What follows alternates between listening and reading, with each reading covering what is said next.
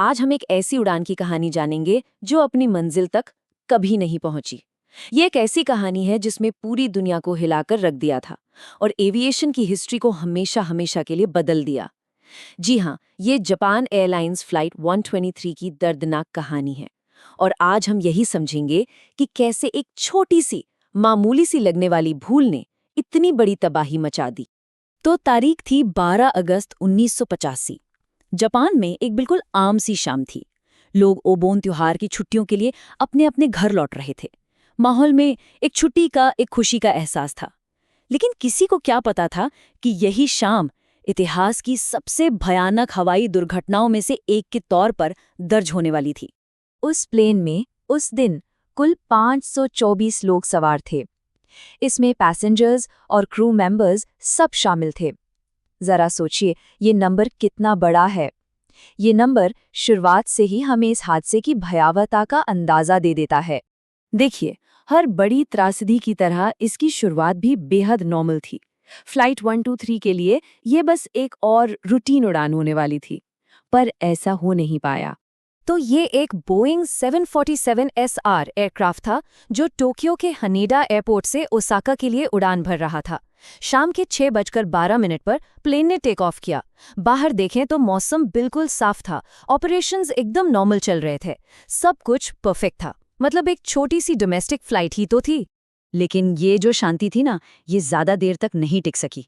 उड़ान के कुछ ही मिनटों के अंदर एक पल ने सब कुछ बदल दिया और प्लेन की किस्मत पर हमेशा के लिए ताला लगा दिया।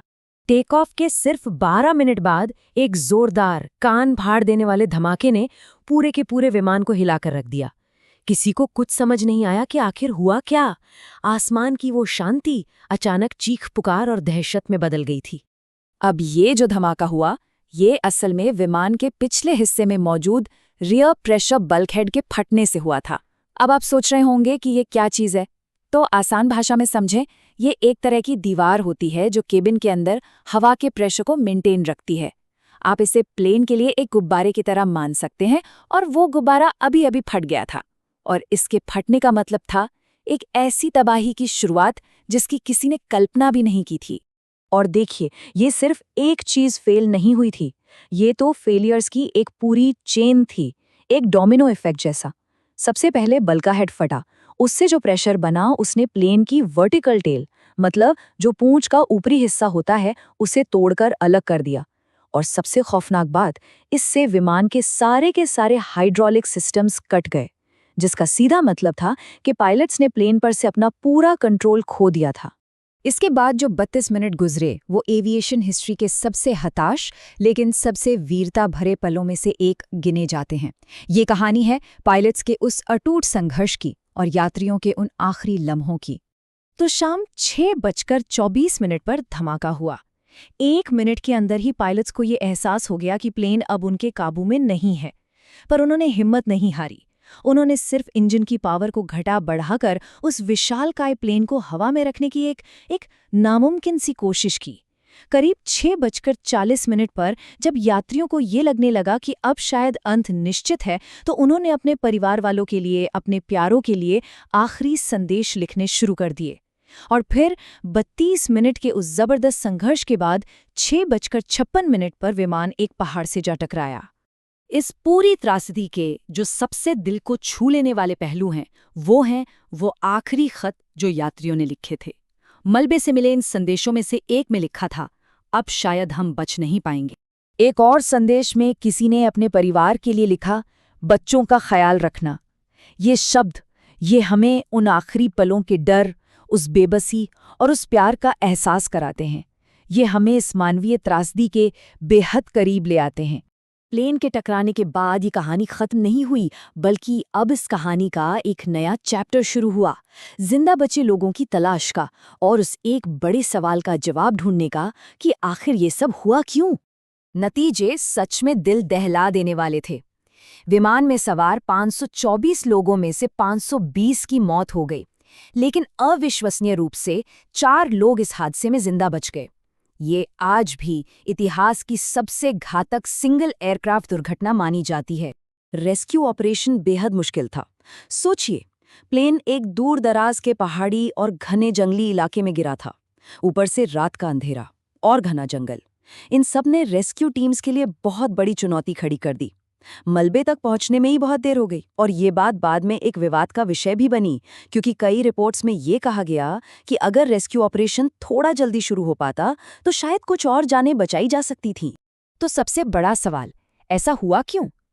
जब जांच हुई तो एक चौंकाने वाली सच्चाई सामने आई। पता चला कि हादसे से 7 साल पहले बोइंग के टेक्नीशियंस ने उस रियर प्रेशर बल्कहेड की मरम्मत गलत तरीके से की थी।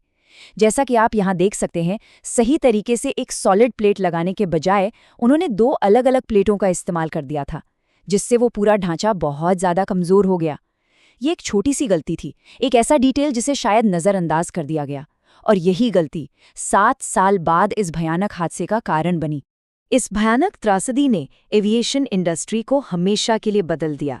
इससे जो सबक सीखे गए, उन्होंने दुनिया भर में हवाई यात्रा को पहले से कई ज्यादा सुरक्षित बनाने में एक बहुत ही महत्वपूर्ण भूमिका निभाई। इस हादसे ने पूरी एविएशन इंडस्ट्री को मानो नींद से जगा दिया। सबसे पहले तो एयरक्राफ्ट के मेंटेनेंस के जो स्टैंडर्ड्स थे, उन्हें बेहद सख्त कर दिया गया ताकि ऐसी गलती फिर कभी न हो। इसके साथ ही पायलट्स की ट्रेनिंग में भी बहुत बड़े बदलाव किए गए और इस बात पर जोर दिया गया कि ऐसी किसी भी इमरजेंसी सिचुएशन से कैसे निपटा जाए। यहाँ तक कि विमानों के डिज़ाइन में भी बदलाव हुए ताकि हाइड्रोलिक सिस्टम के पूरी तरह फेल होने की नौबत ही ना आए। कुल मिलाकर इस त्रासदी की राख से सुरक्षा के नए और मजबूत प्रोटोकॉल्स ने जन्म लिया। जांच के नतीजों के बाद जवाबदेही भी तय हुई। जापान एयरलाइंस के प्रेसिडेंट ने नैतिक जिम्मेदारी लेते हुए अपने पद से इस्तीफा दे दिया और कंपनी ने पीड़ित परिवारों से सार्वजनिक रूप से माफी भी मांगी। और अंत में ये घटना हमें एक बहुत ही महत्वपूर्ण सवाल पर सोचने के लिए मजबूर करती है। क्या एक उड़ान सिर्फ एक जगह से दूसरी जगह तक का सफर है, या ये सैकड़ों लोगों की जिंदगी की एक बहुत बड़ी जिम्मेदारी है? फ्लाइट 123 हमें हमेशा याद दिलाती है कि सुरक्षा से बढ़कर कुछ भी नहीं है, और एक छोटी सी इंसानी भूल की कीमत कितनी भारी, कितनी ज्यादा हो सकती है।